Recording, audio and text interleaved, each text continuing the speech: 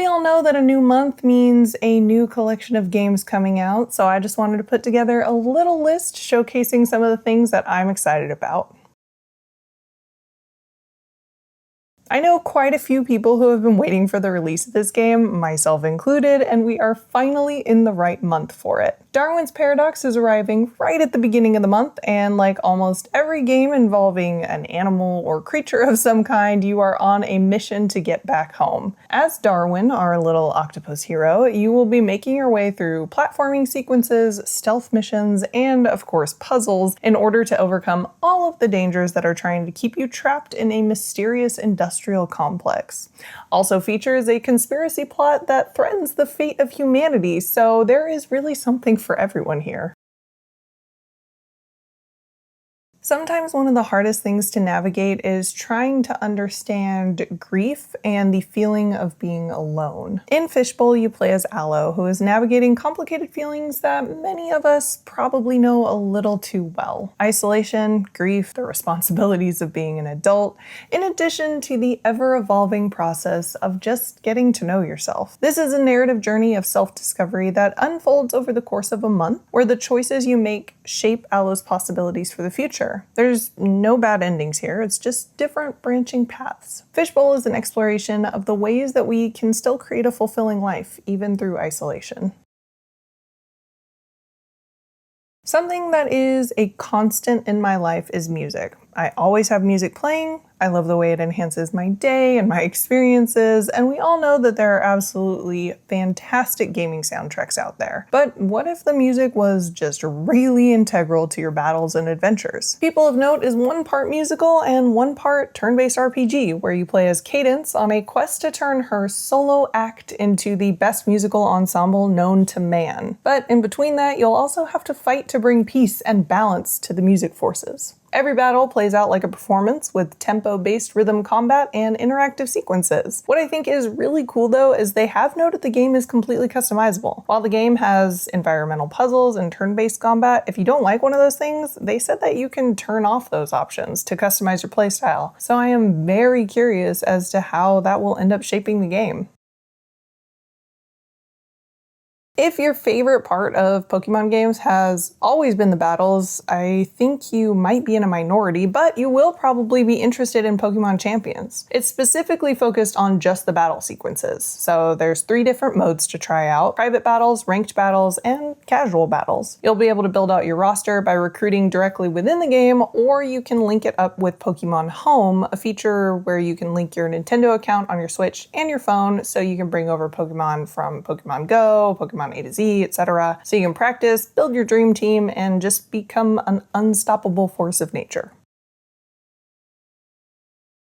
I love a gritty cyberpunk world, and I have been so excited about Replaced coming out. This is a narrative 2.5D adventure set in a beautiful dystopian landscape in an alternate version of the 1980s. The game mixes platforming, puzzles, and fluid beatdowns in a story that is ultimately about self-discovery and tackles themes such as humanity, identity, and control, but it's from the viewpoint of an AI trapped in a human body. As you play through the story, you'll discover some sinister goals and undertones from the corporation that created the AI. It's always nice when we can play games to escape reality.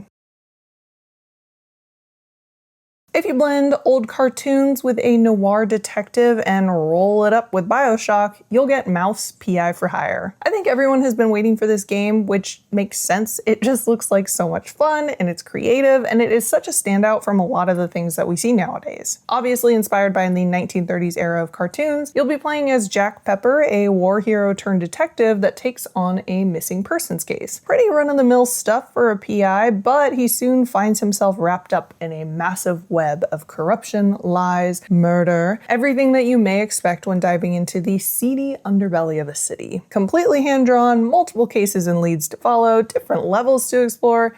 I cannot wait to get to play this. I played the demo for Pragmata the first day it became available, and I was pretty happy with it. It definitely did what a demo is supposed to do and just made me more excited to play the game when it comes out. I have a feeling that it's going to be a relatively emotional storyline, either all the way through, or it's going to be one of those things that packs a heavy punch at a pivotal moment. I really love a good science fiction story, and I also love action games, so this is just kind of right up my alley. You'll be playing as both Hugh and Diana as you explore, shoot, hack your way through a dark and cold lunar research station that is just filled to the brim with hostile AI robots. Everything is done in tandem, so while you're fighting and dodging danger as Hugh, you are also hacking the enemies as Diana so you can reveal weak points to give you an advantage. Also, they announced a pre-order bonus set of outfits, which you can see right here, and they look excellent. I just feel like Capcom is having a great year so far. If you've been in the mood for something a little cozier, InKonbini is coming out this month and just seems like a very soft, gentle experience. I played the prologue demo and enjoyed the much slower pace of things, just working and managing a convenience store in the Japanese countryside. You'll connect with customers, listen to their stories, and of course, keep everything stocked for everyone. This game is really just about appreciating the quiet moments, finding beauty in the mundane, and honoring simplicity, all while watching the connections you make turn into stories and memories. Housemarque's next title, Saros, finally arrives at the end of this month. If you've played their first title, Returnal, you'll find familiarity in the combat, but Saros is really promising to be an evolution of mechanics from their first title. The similarities between the two games are really just kind of sitting at the surface. Yes, you've once again awoken on an alien planet and find that you are trapped in a cycle. Death doesn't really have the same meaning as it does here on Earth. While it still focuses on incredibly fast-paced, third-person action combat, the design mechanics and gameplay have just really gone up to the next stage. Each run gives you a second chance to escape death, there's a high-tech arsenal of weaponry to collect, and now there's permanent upgrades that will allow you to just come back stronger from each death. You wrap all that up in a gritty story with an aggressive protagonist, and it just feels like we're gonna have a pretty good time. There are some additional quick hits coming out in April as games find new homes. Starfield is coming to PlayStation 5 on April 7th, along with some DLC hitting all platforms. Tiny Bookshop will now have a home on PlayStation 5 on April 10th. Hades 2 joins Xbox and PlayStation on the 14th, and Diablo 4's Lord of Hatred expansion comes out on April 28th. Of course, as always, this isn't a complete list, but it is the things that I have been looking forward to and I am very excited about. These will definitely keep me busy this month, and probably then some, but let me know what you're looking forward to in the comments, and I will see you in the next one.